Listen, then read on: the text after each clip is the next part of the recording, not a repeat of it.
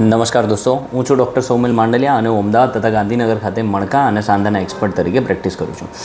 દોસ્તો, દર્દીના સવાલ અને ડૉક્ટરના જવાબ તેના અમે સિરીઝમાં વિડીયો બનાવેલા છે. તેમાંનો આ 14મો ભાગ છે અને તેમાં અમે 3 પ્રશ્નો જે અમને દર્દીઓએ પૂછેલા છે અમારા યુટ્યુબના વિડીયોઝ જોઈને તેનો અમે જવાબ આપવાનો પ્રયત્ન કરીશું. સૌથી પહેલો સવાલ કે અમને પાલિતાણાથી એક દર્દીએ મેસેજ કરેલો છે કે મારે ત્રીજા અને ચોથા મણકા વચ્ચેની ગાદી ખસી ગયેલી છે, હવે મારે શું કરવું જોઈએ? તો જુઓ, સૌથી પહેલાં તો તમારી એજ જોવી જોઈએ. અમે દર્દીને એજ પૂછેલી, તેમની એજ છે અરાઉન્ડ 46 વર્ષ. એટલે 46 વર્ષે એમને મેઇન જે તકલીફ થઈ રહી છે તે છે કે કમરમાં દુખે છે અને બંને પગમાં તકલીફ થઈ રહી છે. તો આમાં તમારે કરવું શું જોઈએ? જો તમારે ગાદી ખસી ગયેલી છે અને તમને થોડો ઘણો સહન થઈ શકે તેવો દુખાવો છે તો આઈડિયલી થોડા વખત માટે 1 થી 1.5 મહિના માટે તમને દવાથી સારો એવો આરામ મળી શકે છે. સૌથી પહેલાં કન્ઝર્વેટિવ ટ્રીટમેન્ટ જ આપવામાં આવે છે કોઈ પણ સ્પાઇન સર્જન દ્વારા. જ્યારે પણ દવા આપવામાં આવે છે તો તેની સાથે સાથે કેટલાક રિસ્ટ્રિક્શન હોય છે કે તમે થોડા વખત માટે અઠવાડિયા 10 દિવસ માટે આગળ વાંકા ના વળો, નીચે ન બેસો, આટલા રિસ્ટ્રિક્શન્સ રાખવાના હોય છે. અને દવાથી પ્રયત્ન કરવામાં આવે છે કે તમને બધી જ રાહત મળી શકે. પરંતુ જો દવાથી કોઈ જ રાહત ન મળે તો ત્યારબાદ નેક્સ્ટ સ્ટેપ આવે છે. તમને દુખાવો કેટલોક છે? જો તમને દુખાવો એટલો હોય કે થોડુંક ચાલીને, મતલબ કે જસ્ટ 1 મિનિટ એટલે કે 100 ડગલા જેટલું ચાલીને તમારે બેસી જવું પડે છે, મતલબ કે એટલો દુખાવો પગમાં અને કમરમાં થવા માંડે છે, બંને પગ એટલા ભારે થઈ જાય છે કે તમે 1 ડગલું પણ આગળ નથી મૂકી શકતા 100 ડગલા ચાલ્યા પછી. તો તેવા કેસીસમાં તમને કોઈક ઓપરેશનની જરૂરત પડી શકે છે.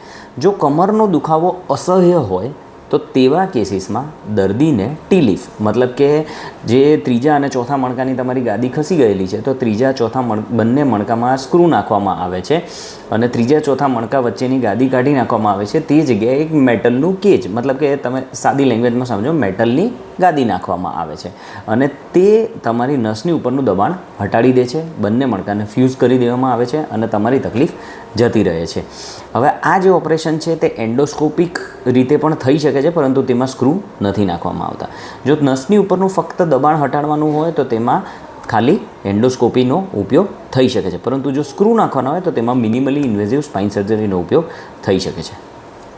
બીજો સવાલ અમને દર્દીએ એક જણે પૂછેલો છે કે તેમને ડોકમાં દુખાવો થાય છે, પીઠમાં દુખાવો થાય છે, બંને હાથમાં પણ દુખાવો થાય છે, પગમાં પણ દુખાવો થાય છે અને બધા જ રિપોર્ટ નોર્મલ આવે છે અને તેમને કોઈ ડૉક્ટરે કહી દીધું છે કે ફાઇબ્રોમાયલ્જિયા છે.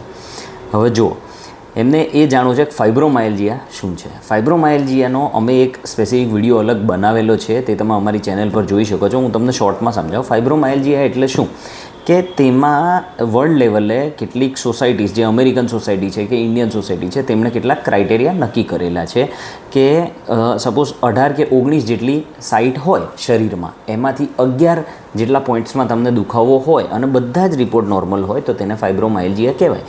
ફાઇબ્રોમાયલ્જિયામાં શું થાય છે કે દર્દીના બધા જ રિપોર્ટ નોર્મલ આવે છે, તમને બ્લડ રિપોર્ટ પણ નોર્મલ આવે, એક્સરે, એમઆરઆઈ બધું જ નોર્મલ આવે અને તો પણ તમને દુખાવો થાય, કોઈ જ રીઝન ન હોય, તો તે કન્ડિશનને ફાઇબ્રોમાયલ્જિયા કહી શકાય છે. ફાઇબ્રોમાયલ્જિયામાં બેઝિકલી આપણા સ્નાયુ જે હોય છે, સ્નાયુ આખા શરીરમાં જેટલા પણ સ્નાયુ હોય છે તેમાં કેટલાક સ્નાયુઓમાં ટેન્શન વધી જતું હોય છે. ટેન્શન મતલબ કે તમારો સ્નાયુ એકદમ લૂઝ હોય તો આ રીતે હાથ આપણો પડી જાય છે, પરંતુ એકદમ ટાઈટ હોય તો હાથ આપણો એકદમ સખત ટાઈટ લાગે છે.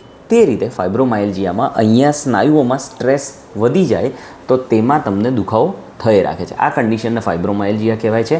તમે તમારા ડૉક્ટર પાસે પ્રોપરલી ટ્રીટમેન્ટ લો, તેને સરખું કરી શકાય છે, તેમાં કોઈ જ તકલીફ રહેતી નથી. અને છેલ્લો સવાલ અમને એક દર્દીએ મહેસાણાથી પૂછેલો છે કે તેમને એક પગમાં અસહ્ય દુખાવો થાય છે, 23 વર્ષની તેમની એજ છે અને ચોથા પાંચમા મણકામાં ગાદી ખસી ગયેલી છે.